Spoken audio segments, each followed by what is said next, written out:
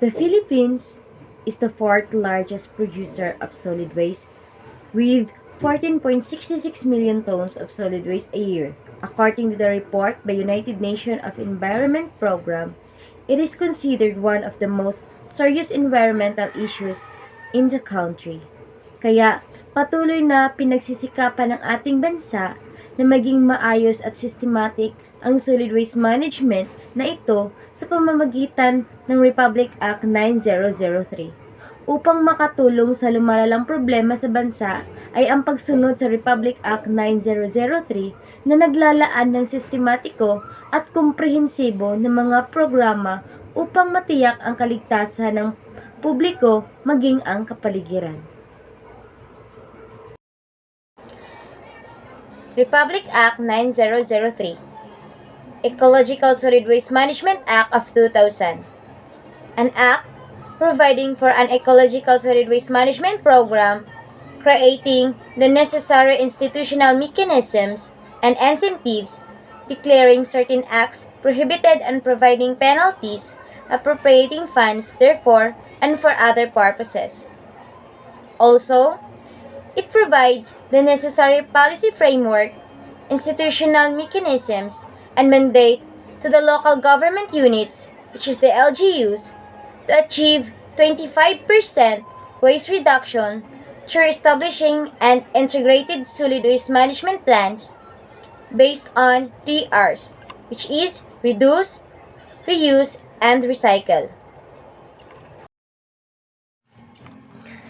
Republic Act 9003 declares the adaptation of systematic, comprehensive, and ecological solid waste management program as a policy of the country and recognizes the local government units, which is the LGUs, as the lead implementers.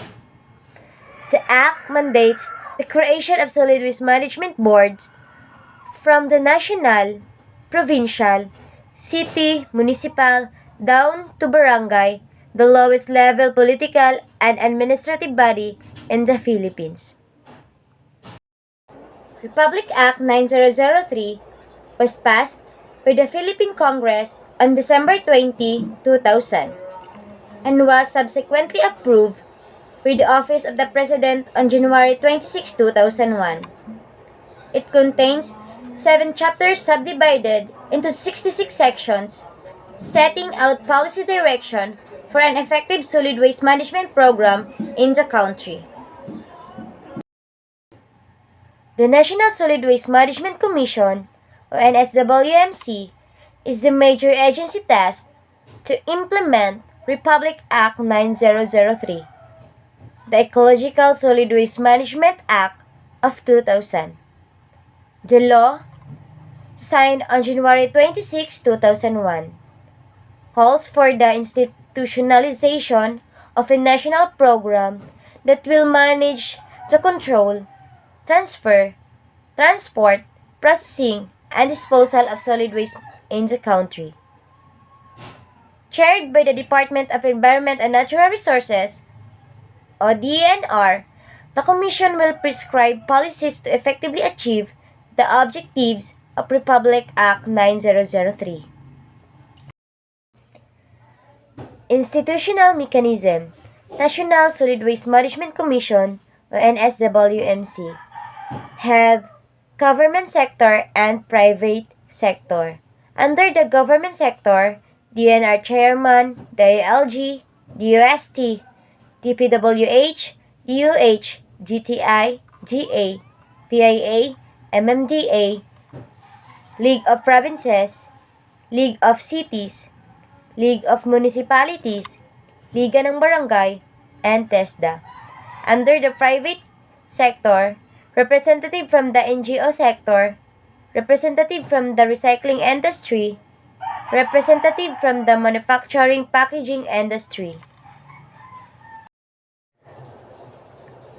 Republic Act 9003, Ecological Solid Waste Management Act of 2000. Salient features of the Act. The Act mandates the state to adopt a systematic, comprehensive, and ecological solid waste management program which shall ensure the protection of the public health and environment, utilize environmentally sound methods that maximize the utilization of valuable resource reduction and encourage resources conservation and recovery. Set guidelines and targets for solid waste avoidance and volume reduction through source reduction and waste minimization measures, including composting, recycling, reuse, recovery, green charcoal processes, and others before collection.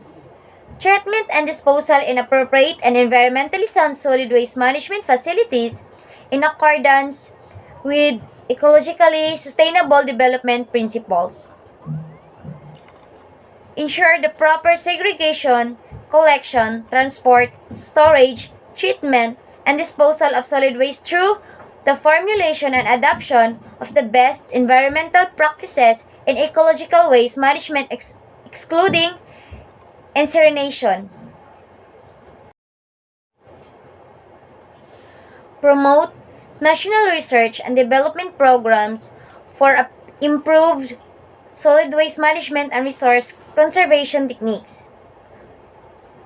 more effective institutional arrangement, and indigenous and improved methods and waste reduction, collection, separation, and recovery. Encourage greater private sector participation in solid waste management.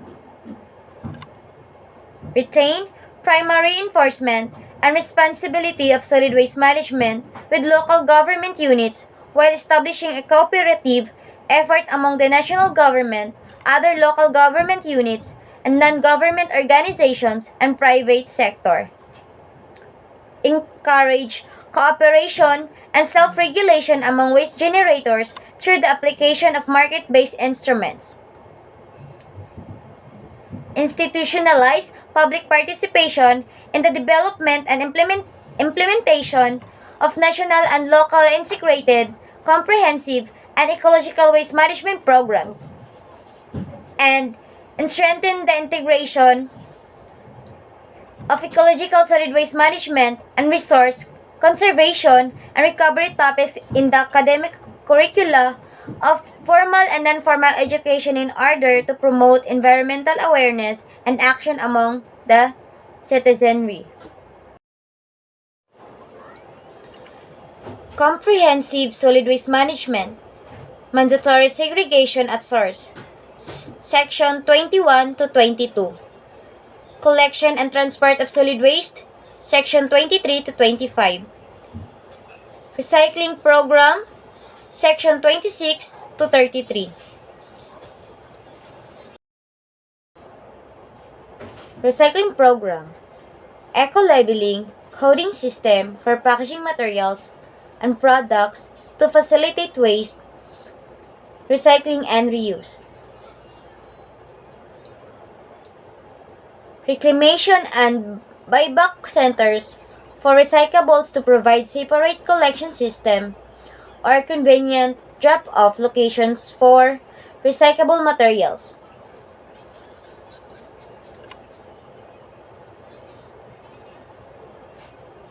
Prohibition on the use of non-environmentally acceptable products.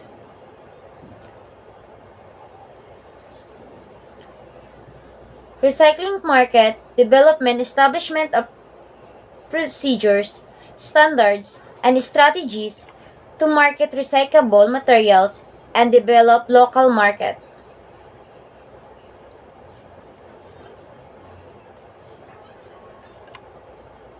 Establishment of LGU-MRF to receive mixed waste for final sorting, segregation, composting, and recycling. Composting, Section 34 to 35.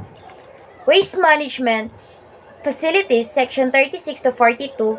Prohibition against the use of open dumps for solid waste. Sitting, establishment, and operating a sanitary landfill. Prohibition against the use of open dumps for solid waste. No open dumps shall be established and operated, nor any practice or disposal of solid waste by any person, including LGUs, which constitutes the use of open dumps for solid waste, be allowed after the effectivity of this act, provided that within 3 years after the effectivity of this act, every LGU shall convert its open dumps into controlled controlled dumps in accordance with the guidelines set in Section 41 of this Act, provided further that no controlled dumps shall be allowed 5 years following effectivity of this Act. Weakness of the Act. First, administrative management issues. Political will of the local chief executives play a major role in the success of implementation of the solid waste management programs. Although solid waste management awareness is high among them, there still seems a negative attitude from the local officials. This negative attitude, as well as the lack of initiative and responsibility among officials in the carrying out the provisions of the law, definitely hinders its implementation. The second weakness of the Act, the economic and financial issues government. While the national encourages full implementation of the law, it does not provide any cost-sharing grants to LGUs to help them address solid waste management issues. These, in turn, have hindered the full implementation of the comprehensive solid waste management. The last weakness of the Act, technical issues as mandated by the Act. Each LGU, through its Solid Waste Management Board, is tasked to create a 10-year solid waste management plan in order to help them carry out the provisions of the law. However, according to the NSWMC, most LGUs have communicated that they do not have the technical capability to do this on their own. They need a lot of help in the formulation of their solid waste management plans from the national government in coordination with other agencies. Opportunities of the Act or mga oportunidad. So, it states here that solid waste management is regarded as one of the Philippine most pressing environmental concern. Lack of segregation. So nagtatag sila ng Republic Act 9003, also known as the Ecological Solid Waste Management Act of 2000. It states here that it gives local government units the necessary policy framework, institutional mechanism, and mandate to achieve a 25% waste reduction by establishing integrated solid waste management plans based on 3 R's. 3 R's is composed of reduce, reuse, and recycling. So one of its opportunities is the Ardent Incentive Scheme, or in other words, kung ano yung makukuha mo when implementing this act. So it states here that an incentive scheme pursuant or omnibus investment code is provided by the act to encourage participation of individuals, private organizations, and entities, including non-government organizations, in developing outstanding and innovative projects, technologies, processes, and techniques or activities in reuse, recycling, and reduction. This includes tenure tax and duty exemption or imported capital equipment, vehicles, legacies, gift and donation used for collection of solid waste, and tax credit equivalent to 50% of national internal revenue taxes and custom duties. Non-fiscal incentives are granted to business and industries engaged in the form of simplified procedures for importation of equipment, spare parts, new materials, supplies, and for the export of processed product. So, meron pang iba, includes financial services or to individuals, and many more. Another opportunities are the financing solid waste management. The Act provided a special account in the National Treasury called the Solid Waste Management Fund. This will be sourced from fines and penalties imposed proceed of permits and licenses, donations, endowments, grants, and contributions, and amount of allocated under the Annual General Appropriations Act, and so on and so forth. Penal provision or mga yung hindi dapat gawin. Under the Section 48 Prohibited Acts. Number 1, littering, throwing, dumping of waste matters in public places such as roads, sidewalks, canals, exteriors or parks, an establishment or causing or permitting the same, and etc. Penal Provision Section 49 Fines and Penalties. Section 50 Administrative Sanction. Local government officials and officials of government agencies concerned who fails to comply with and enforce rules and regulation promulgated relative to this act shall be charged administratively in accordance with RA 7160 and other existing laws, rules, and regulations. Another opportunity is the miscellaneous provision. Under Section 51, Mandatory Public Hearing. Section 52, Citizen Suits. Section 53, Suits and Strategic Legal Action against Public Participation and Enforcement of this Act. Section 54, Research on Solid Waste Management. Section 55, Public Education and Information. Section 56, Environmental Education in the Formal and Non-Formal Sectors. Section 57, Business and Industry Rule. Section 58, Appropriations. Section 59, Implementing Rules and Regulations. Problems with the Act implementation in the Philippines. One is a lack of political will on the side of municipal officials, as well as lack of public discipline in terms of effective waste disposal. Another one is improper waste disposal. Inefficient waste collection and lack of disposal facilities are among the dominant concern in the country's solid waste management. Problems with the Act implementation in your locality. Based on what I observed dito sa locality namin is the same pa rin. Recommendations.